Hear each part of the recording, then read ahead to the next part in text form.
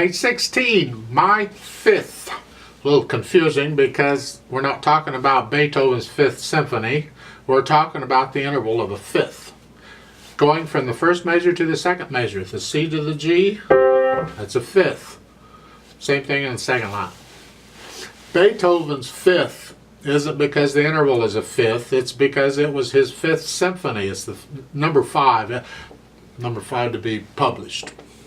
I mean, things are not always published in the order a composer writes them in. So that's why Beethoven's first two concertos got switched around.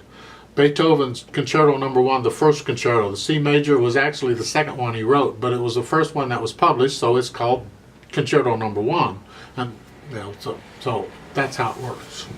Don't have a lot to say because I've pointed everything out already. A little bit more about the technique. Remember, transferring weight, going from the first measure here to the other measure, you're transferring weight, and then keep transferring it and just rolling down the hand. It's one of the things you can do when practicing scales is this technique, the transferring of weight. And I explain it all in the scale video that you need to, on the accents and collapsing the wrists and this, high and all that crap. I said a naughty word. I am a PG rated person and I'm trying to do a G rated videos and it don't always work out. So in my fifth, let's look at it. 4/4 time. You're still in C position. The right hand's going to be playing the first line. The left hand's going to be playing the second line. Now here we have different dynamics. Starts out piano, P for soft, piano. That's the melody. Although the way they've written it, that's the right hand. Second line, they give you another P. I disagree. You don't need another P there because you're already soft. You keep your soft until it changes. Well, in the second line, third measure over, it changes. Now it's F. But again, that F should be between the staves because it just applies to the melody. Here it doesn't matter because everything is melody. But later on, things are going to get a little more involved. Why do I look all this stuff over in a piece? See, when you first get a piece of music, how do you approach the music? What do you do?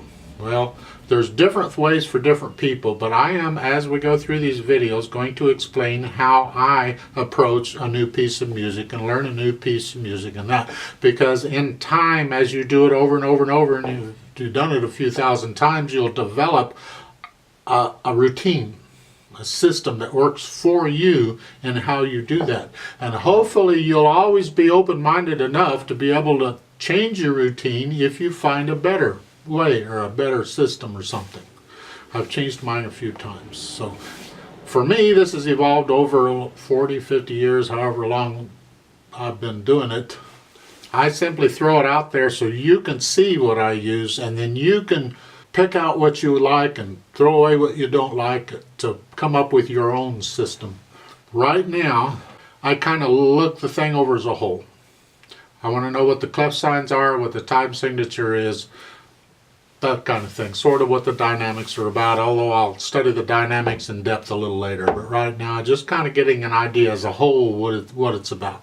There's more to it, but we'll get into that later. So here, it's 2 lines long. I know the length. Usually it's how many pages long it is, or how many sections long, or how treble clef, bass clef, 4/4 time. It starts out soft. I see the right hand's playing the first line and the left hand's playing the second line. We got rests, notes and rests and all that. You got a quarter rest in the second line. Yeah. Now when we do these play with me's together, I'm not trying to perform it. It's way too slow in most of them to perform anyway. So I just focus on the notes and the rhythms. I'm not doing the dynamics. I might do some articulation when we get there. Right now, you just kind of connect everything together. So you do the dynamics, is what I'm saying. Don't try and copy me on, well, you didn't play it soft, so neither am I. I didn't play it soft because I'm just trying to get the notes so you can hear the notes. I need to play loud enough so you can hear me. So let's just go through this together slowly and play it so we can double check the notes and the rhythms. If you want to sing it, you go right ahead. Doesn't matter to me. I can't hear you. So we're in C position.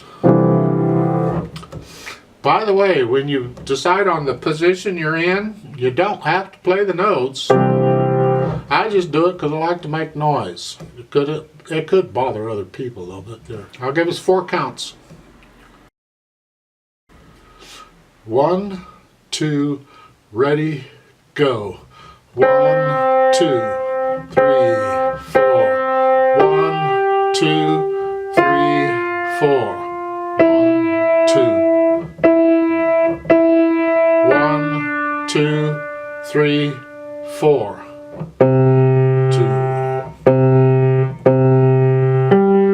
2, 3, 4. Rest. 2, 1, 2, 3, 4.